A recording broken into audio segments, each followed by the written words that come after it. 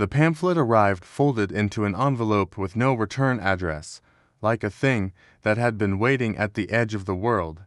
I found it tucked between dusty atlases in the library basement, a thin sheet of paper, inked by a steady hand, a list of warnings and a single, cool instruction: read aloud when fear is near. The predictions read like cartography of trouble, earthquakes that will strain the old faults until they whisper new maps. Volcanoes waking with polite, terrible intent. Tsunamis that will not come as sudden fists, but as long, thoughtful tides that learn the shape of harbors. Storms that will arrive like neighbors with different names for the same grief. The language never screams. It measured, like a tide gauge recording inches, not hysteria. At first I treated it as clever fiction and imaginative exercise someone had left for the weekend crowd. But then the tremors begin, small things. The house settles into a new patience. The news speaks of unusual seismic readings off distant coasts. Fishermen sent messages about water that pulled back, then hesitated, as if reconsidering. Each note in the pamphlet lined up with the detail I couldn't explain away. A smell of iron in the rain, a bird's migration that rerouted through empty skies, the way streetlights over the bay blinked as if counting. I read the last line aloud, have to see if the paper would shiver. When the sea learns the language of the land, listen for the soft feetfalls of choices. That night, the ocean lay like a held breath. The horizon was a different color, less blue, more intent.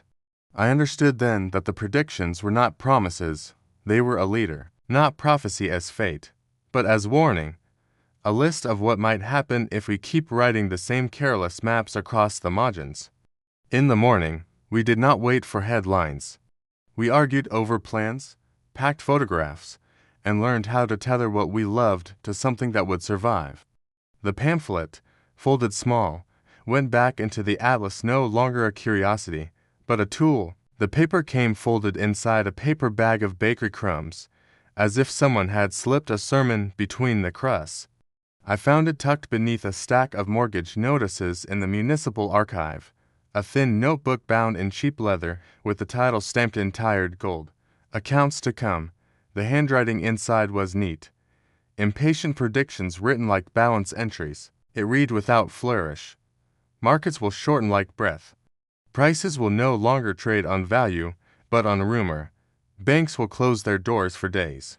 Wages will spill into the street and fail to climb back into pockets. Each line carried the calm of someone who had watched numbers tilt for years and finally put words to the tilt. At first, I treated it like an odd relic in old economist-esque pessimism or an artist-esque provocation. Then the notices began appearing on storefront windows. Temporary closure, staff reductions, inventory delayed. The city's morning headlines hummed with an anxious undertow. A regional bank with exposures to thin tube-air, traders whispering about volatile credit, a shipment of components stranded in a port looped by red tape. Little by little the items in the notebook found echoes in the world.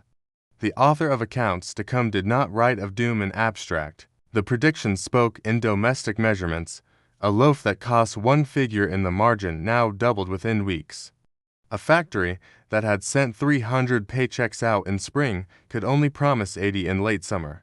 It described hyperinflation not as a melodrama, but as a slow erosion prices that walked away from wages like tidewater peeling from sand. It noted unemployment as a geography, neighborhoods where the shutters stayed down, a map of empty cars in driveways, of morning cafes that never filled.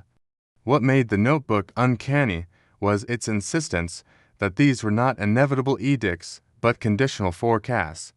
If trust phrase, the margins read, the ledger will empty faster than the coffers. If hoarding begins, distribution will fail even where supply remains. The handwriting treated human actions like ledger entries themselves, choices that could debit or credit the future. The city tested that hypothesis. On a wet Tuesday, a rumor of another bank's liquidity problems prompted people to line up at ATMs.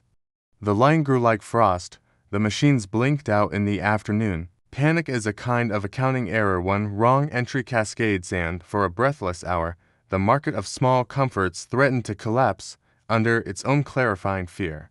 I took the book out of the archive that night and read the last page aloud because the words felt like a challenge. The final lines were spare. You may not stop the crash. You may lessen its harm. Share what you can. Keep ledgers of another sort who has food, who has skills, who can care. It did not promise salvation. It offered a ledger of action. In the days that followed, our block became an improvised mutual aid ledger. People who still had work traded hours for meals. The retired accountant down the hall taught neighbors how to read small receipts and spot scams. The barista opened her kitchen on Sundays.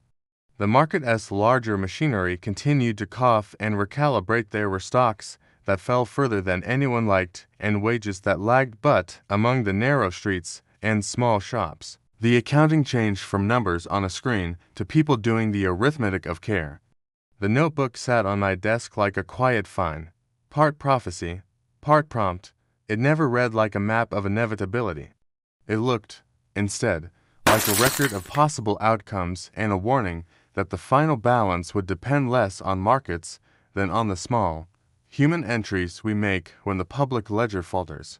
The manuscript arrived like a weathered communique, folded into a manila envelope with no return, the edges softened by too many hands. It was marked only with a single black stamp, stratagems and warnings. I found it where unwanted papers collect among declassified cables at the back of the old think tank and at once recognized the voice in the margins, caution written by someone who had watched alliances bend until they almost broke. The predictions were clinical, not melodramatic, shifts in supply chains tightening like a noose. Maritime patrols skirting disputed shoals more often, in smaller, more determined formations. Cyber probes that would test not only systems but nerves. The note never spoke of headlines. It described trajectories, a pattern of moves and countermoves that could, if misread, make the edge of peace look like a cliff. At first the entries felt like a strategist's thought experiment. Then the world rearranged itself into its contours. Trade routes that once hummed through neutral ports began to detour. A satellite relay kept blinking odd noise at 3 in the morning. An ambassador's innocuous tweet hardened into a policy statement within hours. Small things, a delayed convoy, a suppressed op-ed, a grain shipment diverted, aligned into the manuscript's map. The predictions read less like prophecy and more like a cartographer's warning. Where currents meet, friction multiplies. Where rhetoric hardens, accidents find purchase. I had been an analyst once, a professional at translating pattern into caution. Now I read the manuscript like a patient listening for tremors. The crescendo arrived not with tanks crossing a border, but with a jammed transmission on a Coast Guard frequency, a false radar signature, a patrol misidentifying a blip as a missile launch. In the same breath, an allied carrier task group altered course, a nearby state scrambled fighters in response, and 1,000 decisions cleaved into binary halves, fire or stand down. The manuscript's last pages were a ledger of contingencies. A single misread code, a scrambled order, an ambitious captain with a short fuse. Any of these will tip the basin. It also offered quieter prescriptions, back channels left open, journalists given time to breathe before statements were made, logistics prioritized over triumph. It treated escalation as arithmetic, not destiny. When the blip multiplied into alarming chatter, the city's secure lines offered only bureaucracy. I found instead an old frequency the manuscript had tucked into a margin, a retired liaison S-channel, rarely monitored. I keyed the transmitter and spoke plainly. Names, coordinates, the probable benign cause. My voice trembled only once. Through that small, improbable broadcast, a captain elsewhere received a second opinion. That extra heartbeat was all anyone needed. Planes that had ready to climb returned to hangars. The carrier command backed off the patrol vector by a few degrees. On the docks, sailors who had wrestled with the ghost of consent sat down to coffee and measured words. The immediate crisis did not vanish. Decisions had to be justified, apologies crafted, tempers cooled. But a cascade had been halted. The manuscript never promised averted war. It had promised instead a ledger of risk and a handful of human acts that might change the sum. In the aftermath, when negotiators spoke of restraint and diplomats thanked unnamed intermediaries, the city's quiet corner held the paper, not as omen, but as manual. Predictions are maps, and maps are useful only when someone chooses not to walk blindly into the fog. The pamphlet was folded into the lining of an old coat someone had left at a donation bin. No return address, only a title stamped in a thin serif, lines drawn. I carried it home like contraband, more curious than afraid. Inside, neat columns listed scenarios rather than prophecies, neighborhoods that would lose trust faster than services. Social media as a slow-burning fuse, food lines becoming the place where strangers learned each other's names. The language was careful, clinical, and analyst caution, not a prophet's flourish. At first the entries read like exercises in probability. They spoke of polarization as geography. Streets that voted differently would begin to look different at dusk. Community centers, once neutral, would host heated meetings at odd hours. Municipal resources stretched by competing claims. The predictions avoided melodrama. They documented mechanisms, how misinformation amplifies, how isolation narrows judgment, how small clashes can, by a series of human errors, become large ones. Then the city began to match the margins. A local ordinance debate spilled from council chambers into storefront windows and then onto feeds crowded with half-heard rumors. Buses rerouted to avoid intersections where groups gathered. An office building posted a terse memo about working from home. A late-night scuffle, 3 men to sides, no leaders, only anger and miscommunication left one person badly shaken and dozens more with new certainties. Each incident was a ledger entry: action, reaction, justification.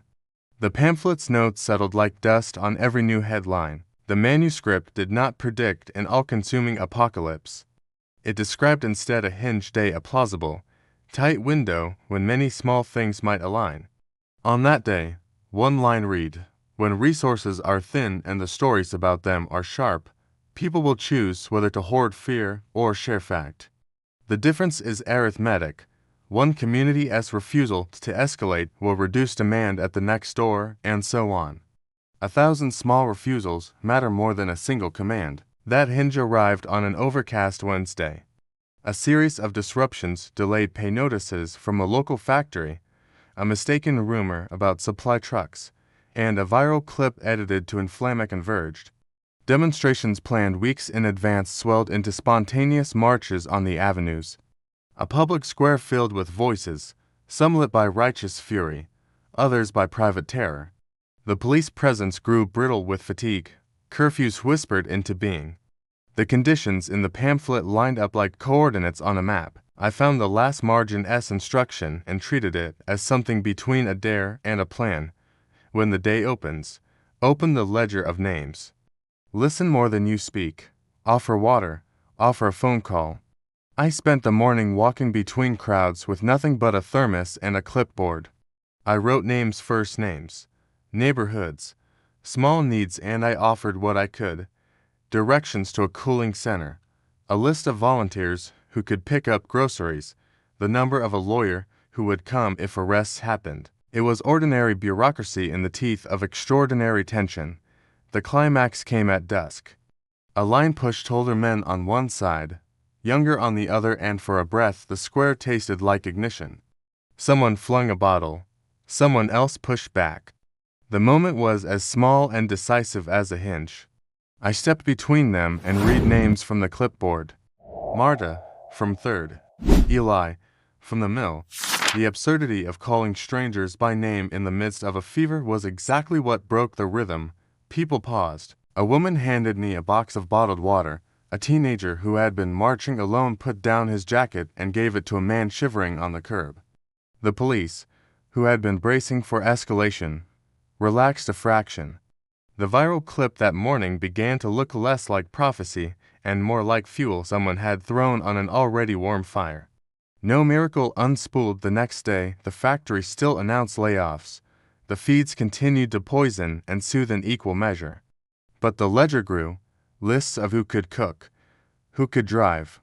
Who could stand watch? Acts that might have been small gestures of pity instead became architecture shelves were stocked at a church pantry, neighborhood patrols organized to escort deliveries, a radio show that read the names of missing pets and in doing so reminded neighbors of ordinary ties. The pamphlet returned to the lining of a different coat, folded smaller, as if it had been read and updated. It never claimed that unrest would not come. It insisted on a different truth, that division can widen with rumor, but it also recoils from the precise, human arithmetic of naming, sharing, and listening. In the ledger of those small, deliberate choices, the city found a way to count itself back from the edge. The folder was damp at one corner, as if someone had carried it through a drizzle and then set it down to cool. Its label was typed. Margin of error. Inside were printed notes, detached sentences, diagrams that read like the margins of an engineer's whirring, autonomous systems that learn from flawed data. Dependency chains so long a single corrupted update could ripple. Automated control loops that prefer efficiency to mercy. The voice was neither alarmist nor smug. It read like complaint filed by someone who had watched good code do unkind things. At first I treated it as another white paper, sober, slightly pedantic. Then the city's lights began to blink in unhelpful rhythms. Traffic lights cycled oddly for a night. An emergency call logger misrouted a handful of 911 calls.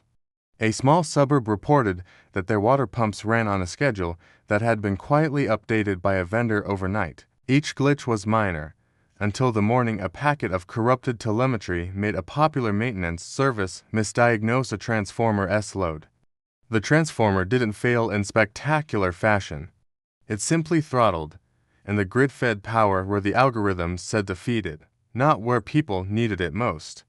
The folder's lines were precise. Malfunction will look like coincidence until it is not.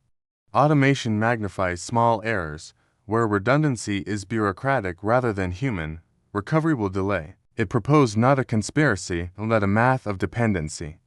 The manuscript's margins were filled with conditional steps: how to insert human checks, how to favor simple overrides over perfect optimization, where to keep analog backups. By midday, hospitals reported delayed scans as imaging queues hiccuped. A commuter rail switched to manual mode, trains crawling at cautious speed. The city's emergency dashboard displayed a scatter of yellow icons, degraded but not collapsed. The crescendo in the manuscript came not as a predicted cataclysm, but as a likely pivot point. If automated controllers receive conflicting orders and no human operator is watching, small divergences compound into dangerous states. One decision, manual or otherwise, can halt an avalanche. I found the manuscript preferred in the most old-fashioned place, a retired control room operator's binder stuffed with paper log sheets and a list of phone numbers. He had kept it under his coat for years, a relic of simpler redundancies. That afternoon I carried the binder into the humming data center, past racks that glowed like quiet altars. Screens showed tidy lines and green statuses. Algorithms hummed. Models predicted. I asked the operator to read the logs aloud, and to step through one human check while I watched. He did it slowly, 3 simple confirmations, spoken, signed, transmitted by voice into the control room's protocol. That small, deliberate interference made the automated queue pause. An update flagged for manual review. The corrupted telemetry was isolated before it propagated through other maintenance servers. Systems reverted to safe defaults, pumps, trains, and hospital schedulers returned to expected behavior. No triumphant, cinematic shutdown followed. There was only the steady sound of fans and one man's habitual clearing of his throat. The manuscript never promised salvation. It argued instead that the real threat was not intelligence in silicon, but complacency in flesh, a culture that trusted unread checks and surrendered last words to models. In a margin, someone had written, like a bookmark for future crises, teach machines their limits, teach people to listen again. The notebook was stapled into a faded shipping manifest, tucked between invoices for cornmeal and ethanol papers an office clerk might throw away. It was labeled in a single blocky word, rations. I took it home, because habits are thinner than conviction. Curiosity costs nothing. Inside, neat columns recorded vulnerabilities rather than prophecies, reliance on single ports, refrigerated trucks that threaded through 2 states, a handful of distributors responsible for shelf after shelf. It listed slow things, drought season reservoirs, energy grids that trimmed margins until a single storm would leave whole counties running on batteries, and fast things that could break the rest, a locked border crossing a labor stoppage, a fuel tanker delayed for days in a storm. The tone was measured, the handwriting assumed complexity and insisted on small acts. At first, I treated the margins as hypothetical. Then shipments began to miss their ETAs. The big supermarket on the highway posted the first thin notice: short supply, limit to per customer. A pallet of lettuce rotted in a port because refrigeration consoles disagreed with an automated schedule. The municipal water pumps ran on reduced cycles after the river that fed them fell into a new, stubborn low. Conversations in forums and at bus stops tracked the manifest details with an unnerving accuracy. The notebook's most uncomfortable insistence was that scarcity arrives not like thunder, but like a ledger closing. Delayed entries, deferred payments, and decisions made in noisy rooms with poor air. Its margin suggested mitigation that read like civic grocery lists, seed caches for community gardens, neighborhood cookpots to stretch protein, communal fuel pools for ambulances, microgrids wired to keep clinics alive. The handwriting treated logistics as moral acts. Who you let through the line, the clerk noted, is both arithmetic and ethics. The hinge day happened on a late autumn Thursday. A cold front snapped the last of the season's shipments, and a strike at a transload yard froze 1,000 pallets midgered. By midday, the downtown stores had emptied of staples. A rumor faster than fact spread that a tanker convoy had been held for inspection. People came to the distribution center with coolers and clenched faces. Tension smelled like diesel and old bread. We had practiced a few of the notebook suggestions in idle ways. Now they mattered. I carried the manifest to the municipal hall, to a table where exhausted volunteers had been running lists by hand for hours. We read aloud the notebook's plain instructions. List what you have. Name what you need. Share skills, not fear. The action was clinical but human. Names added in one column, offers of water or carpentry in another. When the first argument flared, a man reaching across a pallet to take an extra sack of rice, everything narrowed to a pivot. His son had a fever, he said. A woman at the table, who taught canning in summer, slid her own ration across and spoke a different ledger aloud. We count needs before wants. That simple inversion broke the rhythm. 2 teenagers volunteered to deliver to the clinic. A retired bus driver offered to ferry elders to the water lines. People traded hours and recipes, not just calories. The climax was less cinematic than precise. Last-minute reroutes of remaining trucks were negotiated by a coalition of volunteers who knew which roads cleared fastest. Municipal pumps ran extra at night when energy demand dipped. The neighborhood microgrid built in a single fevered weekend months earlier because a page in the manifest had nagged someone kept the clinic's refrigerator humming. No miracle refilled every shelf. The notebook never promised that. What it predicted, with stubborn clarity, was arithmetic. Scarcity amplifies when systems are brittle and generosity is absent. What saved the worst of that week was ledger work, people making lists, offering skills, enforcing small, fair limits. The manifest went back inside the shipping papers, folded between invoices, but not as trash. It stayed like an instruction manual for an uncertain economy, a reminder that preparation, shared inventories, and the particular courage of naming one another's needs can change the balance when provisions run thin. The white envelope arrived at dawn, soaked at the corner as if it had crossed an ocean. Inside was a single sheet titled Axis of Return, a terse briefing written like a diplomat's after-action note. It did not preach catastrophe. It traced vectors, supply choke points, fraying alliances, climate strains, and the brittle nerves of technological systems. Each line read as a question: if the center falters, who steadies the rim? If trust thins, what fills the gap? At first it felt like a thought experiment left by an overcautious analyst. Then the small things: the sheet map delayed shipments, misfired tariffs, a cascade of systems asking for updates at once began to show up in ordinary conversations. A port's backlog delayed grain for distant markets. An outage in a data hub made trade notices ambiguous for hours. The array of local failures the sheet described lined up like stars into a pattern you could not ignore. America's choices in that year did not stay at home. They threaded into insurance ledgers in Lagos, hospital schedules in Milan, and fishing seasons in Manila. The manuscript's tone was granular, not apocalyptic. Its warning carried a moral arithmetic: power concentrated becomes brittle. Responsibility diffused becomes resilient.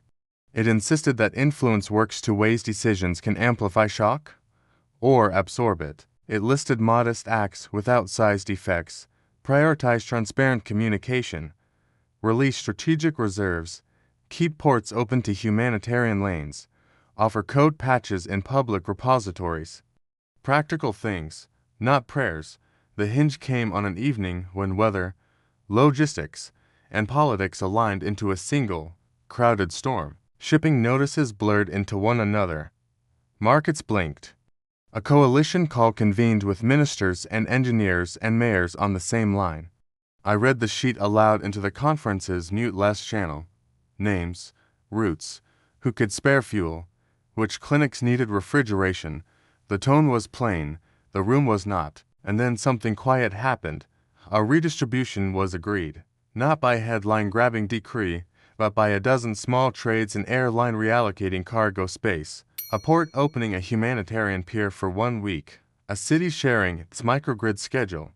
The immediate crunch eased. Elsewhere, other centers mimicked the same modest ledger-keeping. The manuscript never claimed the world would be saved. It argued for realism, that a nation's fate in any year is significant because the systems we build are shared. The crucial line was simple and true: when influence reaches the globe, restraint and care travel faster than rhetoric. In that narrow season, the choice to account for others, small, deliberate, and competent, kept a tipping point from toppling. The note arrived folded into the Bible on the church pew, as if someone had slipped a question between prayers. Its title was a single sentence: Path Still Open. The handwriting was plain, patient predictions written like an accountant tallying debts owed to the world. It did not thunder. It listed consequences in small, exact steps: rivers that would give less, votes that would harden into lines, machines that would forget the slow rhythms of mercy. Each item read like a ledger of cause and effect, and beneath them ran a quieter thread: choices that might alter the sums. When the hinge day came, it was not dramatic: only a week when storms estimed harvests, when a council's terse vote closed a commons, when a town's generator hiccuped under strain. Tension gathered in ordinary places: the market, the schoolyard, the town hall. People read the same paragraph and felt the same unease. The climax was simple and human. At dusk, beneath a sagging sycamore, neighbors sat with the note between them and read aloud alternatives: mercy instead of isolation, repair instead of expansion, prayer turned into work. They formed committees that night: small, awkward, practical, repairing pumps, sharing seats, lobbying for quieter laws. The final line in the note was a clear, conditional plea: these are not fate. They are possibilities. Change course and the worst pages remain unwritten.